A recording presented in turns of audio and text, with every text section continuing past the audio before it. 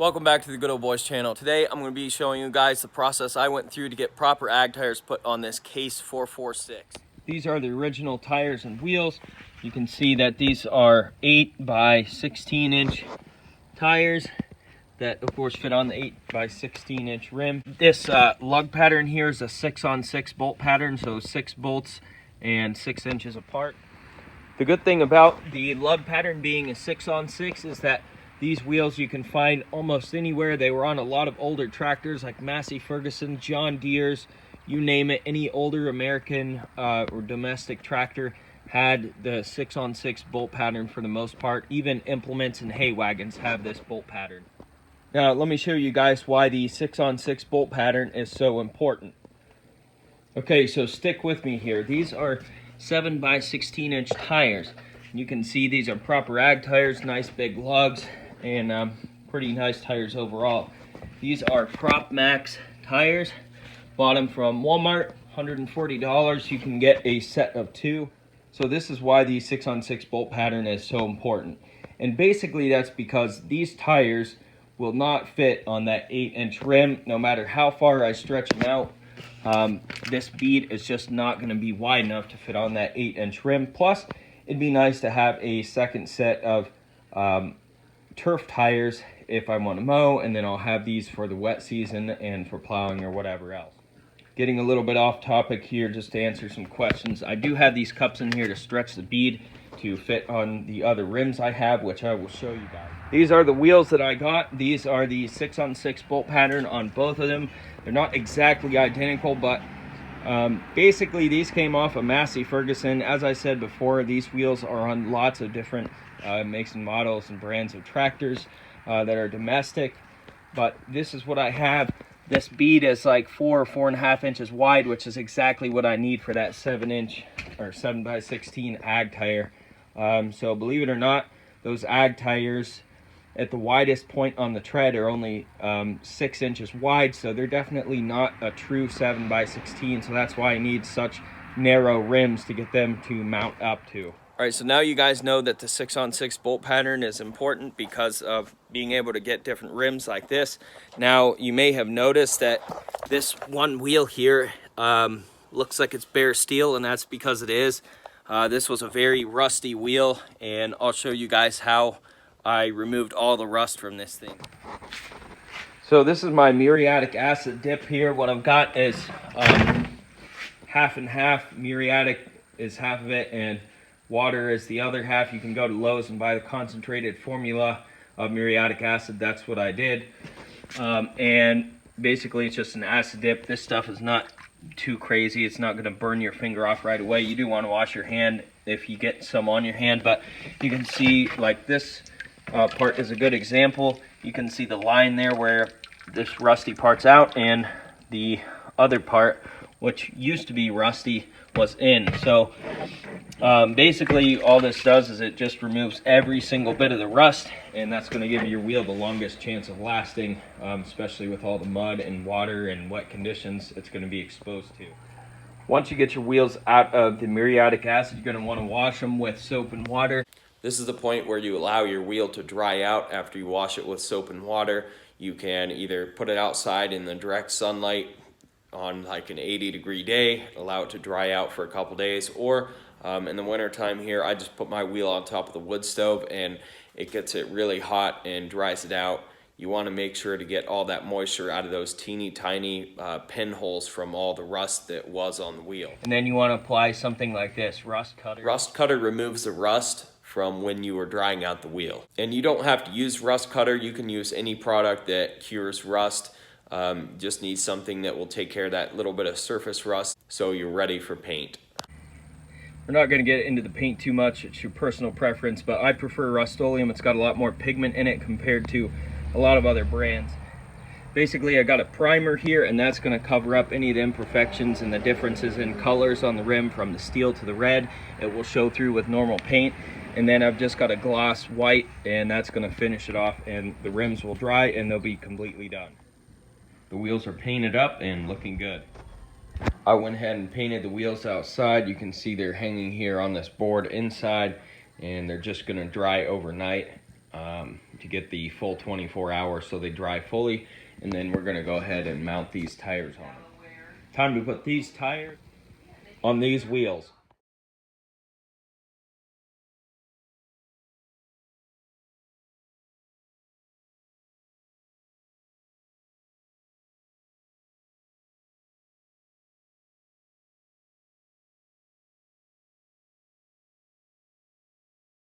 Wheels and tires are mounted up. You can see I've got the original tires and wheels back on the tractor, and what I'm going to do here is a little comparison test so you guys can get an idea whether you would like ag tires or not. So between the stock and the cropmax, somewhere around 3 inches. The measurement of the cropmax tire, 28 inches. And then the original, which most people say is around 31, and that looks to be about true. So we got both original tires on the back, we got the snowblower on the front, and the hydraulics have it in the full up or full lifted position. We're going to measure the side of the snowblower to that corner. This corner, the height of that corner, and what we've got is exactly 7 1/4 inches. Okay, ag tires on the back, snowblowers in the full up position. We're measuring from this corner again, 7 1/2 inches. Okay, so the important point that I'm making here is that between the ag tires and the turf tires, even though the ag tires are shorter, there's not that much difference. But the difference is actually good because the implement on the front of the tractor is actually a little bit higher. It's higher by 1/4 inch. And let me show you guys why that's important. We got a 1500 truck, so it's a pretty low truck. And I got a really small trailer, and it's a low trailer. And you can see the angles on the gate and the bed of the trailer are really docile. With the snowblower raised as high as it can go, it's still going to scrape on the trailer, which is absolutely ridiculous. Let me show you guys what happens when I load this up. I want you to listen for the snowblower scraping on the gate as it goes on the trailer.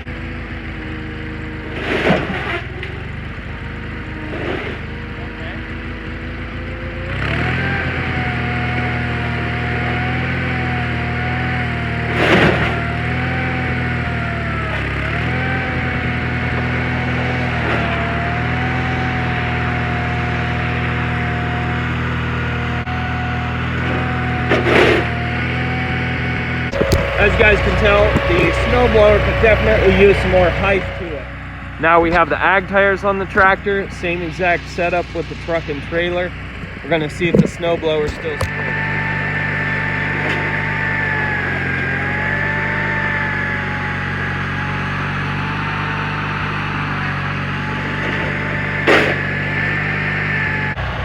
So unfortunately, the snowblower still does scrape a little bit when going on the trailer, but I can tell you it's much better. It scrapes a lot less with these tires that are a little bit shorter. So as you guys can see, these ag tires are beneficial to the tractor. There are lots of benefits that go with them. For example, cost, the little bit shorter height, the extra grip. I mean, you could go on and on about these things, but the bottom line is they definitely are beneficial to the tractor. So another benefit of having a little bit shorter of a tire is it puts less strain on the drivetrain. And obviously with these bigger lugs, they're going to get a lot more grip, and they're going to put a lot more torque through the rear drivetrain than the turf tires would. So having the shorter tire is going to put a little less stress on the drivetrain. So overall, I think these tires are a pretty good fit for this tractor. There's only one thing left to do, and that's take this thing through the mud. But you guys will have to wait till the next video. Alright, so that's going to be it for this video. Don't forget to rate, comment, and subscribe. Check out the description box below. There's going to be lots of other tractor videos linked down there, as well as Hawk 250 videos and all kinds of videos, really. So again, it will all be linked in the description box below. There's going to be some good information on the tires as well, so be sure to check it out. Thanks for watching, and I'll catch you guys on the next video. So don't leave yet, guys. I got some important information on the wheels and tires for the Case tractor. If you guys are looking to do the same thing for your tractor, you're going to want to listen in here. I've also got an update for the Hawk fans out there, and I got a new drone that I just want to basically tell you guys what it is. So here we go. For the Case tractor, The tire and rim size and all the specifics on just the tires and rims is going to be in the description box below. So if you guys are looking to do the same thing to your tractor, check in the description box for that information.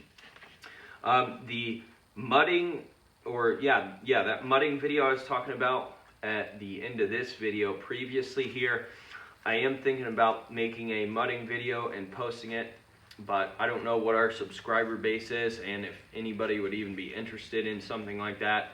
I got a couple good ideas for videos for the Case tractors.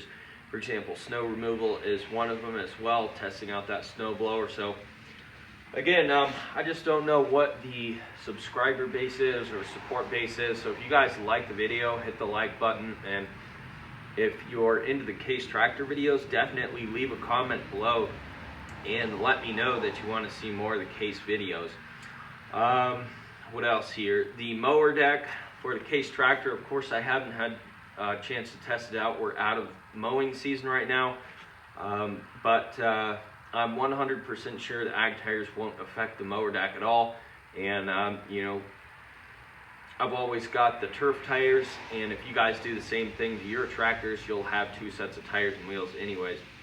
Now, I did also want to mention all of these Case tractor videos and all of my lawn tractor videos are going to be under a playlist called Lawn Tractor Videos, and I'll link that in the description box below.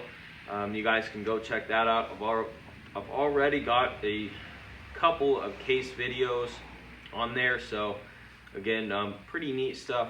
Feel free to check it out. It'll be linked in the description box below. The Hawk fans, basically we're waiting for the weather to get better.